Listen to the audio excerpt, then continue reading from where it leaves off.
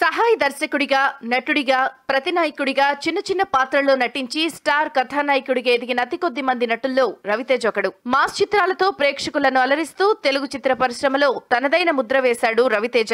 అందుకే ఆయన అభిమానులు మాస్ మహారాజా అని పిలుచుకుంటారు. ఒక మాటలో చెప్పాలంటే ఆయన సినిమాలో ఉండే కిక్కే వేరు. చిన్న పాత్రలతో వచ్చి తన నటనకున్న పదునెంతో చూపించాడు విక్రమార్కుడు. రవితేజ సినిమా అంటేనే వినోదం గ్యారంటీ అని అభిమానులు మైండ్ లో ఫిక్స్ అయిపోతారు. అది దృష్టిలో పెట్టుకుని రవితేజ కూడా తను చేసే చిత్రాల్లో కావలసినంత వినోదం ఉండేలా ప్లాన్ చేసుకుంటాడు. వయసు పెరుగుతున్న కొద్దీ ఆయనలో చురుకుదనం కూడా పెరుగుతోంది. అందుకే 48 ఏళ్ల వయసులోనూ కుర్ర హీరోలకు పోటీగా బరిలో నిలబడుతున్నాడు. ఇంకా రవితేజ పర్సనల్ విషయాలకొస్తే తూర్పు గోదావరి జిల్లాలోని జగ్గంపేటలో జనవరి 26న 1968లో భూపతిరాజు, రాజగోపాల్ రాజు, రాజలక్ష్మి దంపతులకు రవితేజ జన్మించారు. రవితేజ అసలు పేరు భూపతిరాజు రవిశంకర్ రాజు. ఆయన తండ్రి ఫార్మసిస్ట్ అవడం వల్ల చిన్నప్పటి నుంచే రవితేజ ఫ్యామిలీ చాలా ఊర్లు తిరిగేది. ఇలా రవితేజ విద్యాభ్యాసం అంతా జైపూర్, ఢిల్లీ, ముంబై, భోపాల్లో జరిగింది. విజయవాడలోని సిద్ధార్థ కళాశాలలో డిగ్రీ కంప్లీట్ చేశాడు. చిన్నతనంలో రవితేజ బాగా అల్లరి చేసేవాడు. సినిమాలు కూడా ఎక్కువ చూసేవాడు.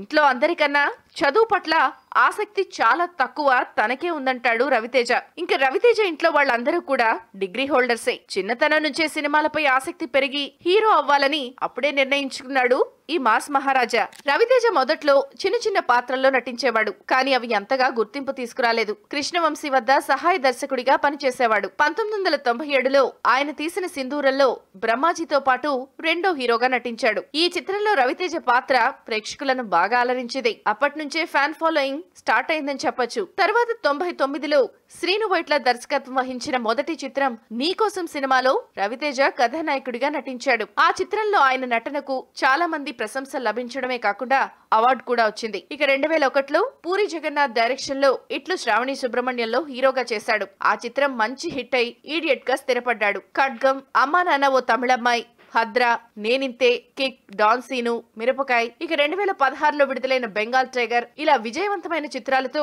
వెండితెర మీద రవితేజ మెరిసిపోయాడని చెప్పొచ్చు. రవితేజ సాధారణంగా వ్యక్తిగత విషయాలను షేర్ చేసుకోవడానికి పెద్దగా ఇంట్రెస్ట్ చూపించడు. అయితే రవితేజ ఫ్యామిలీ విషయానికొస్తే ఆయనకు ఓ బాబు, పాప. బాబు పేరు మహాదన్, పాప పేరు మోక్షత.